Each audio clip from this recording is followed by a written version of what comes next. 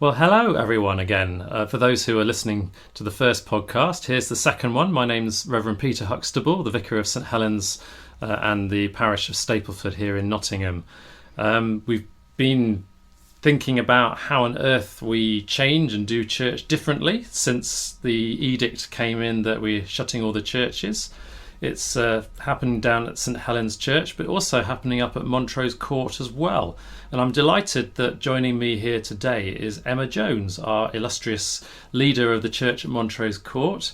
And it's been a different couple of days for Emma. And I'm just going to ask you, Emma, a little bit about life up at Montrose Court and how church has changed and what is happening differently there.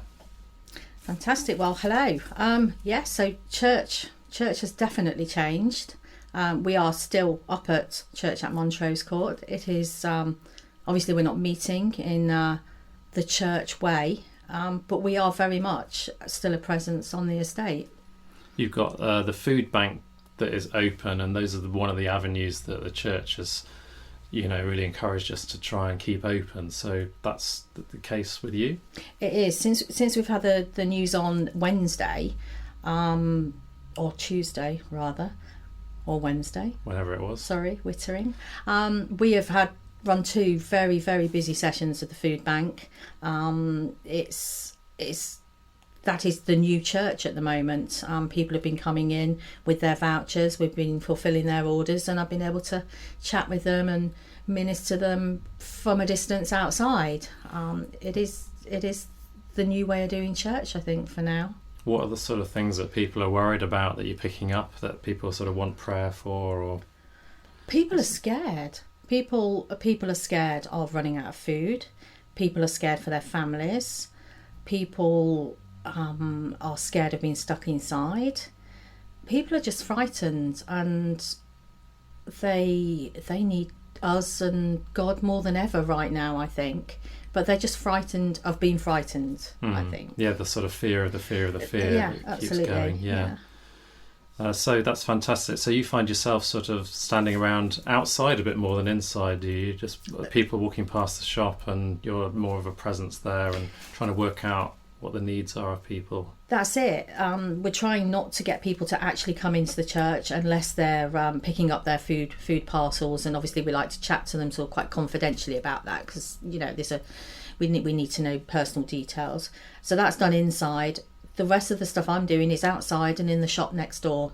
I've spent most of my morning in the shop. It's been great. People that don't come into church are already in the shop. I've got a captive audience, and they really want to talk. They really, really want to talk. And is there still bread in the shop, or?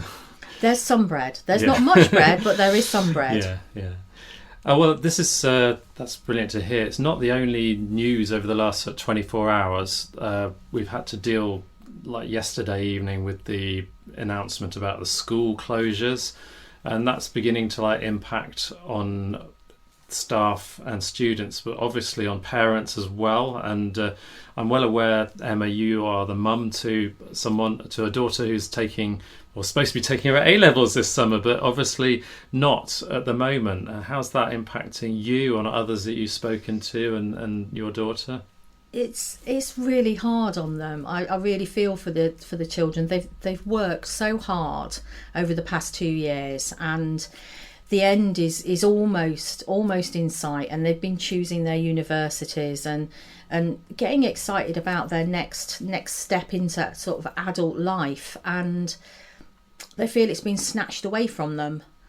And while some of them are thinking, cool, we get to lay in bed, we don't have to take our exams, the majority of them actually want to take their final exams. It's really hard to hear the announcement and not have the plan in place as to what happens next, exactly. Not knowing how long this is going on for. I was in St John's School this morning, and obviously they were acting as normal there. We had an assembly, but knowing that things are changing very soon. So lots of prayers to pray for our schools, for all those involved in the education side, on our society as the children come home, and the impact on families, and on how that works with childcare, and how much children and young people have the license to go out and about, and all those sort of things to come. So lots to pray for. and for us to all be aware of how to serve our neighbours in this way in the coming months. Absolutely. We're going to say a prayer in a moment. We're actually going to use a psalm from the Bible. It's Psalm 46.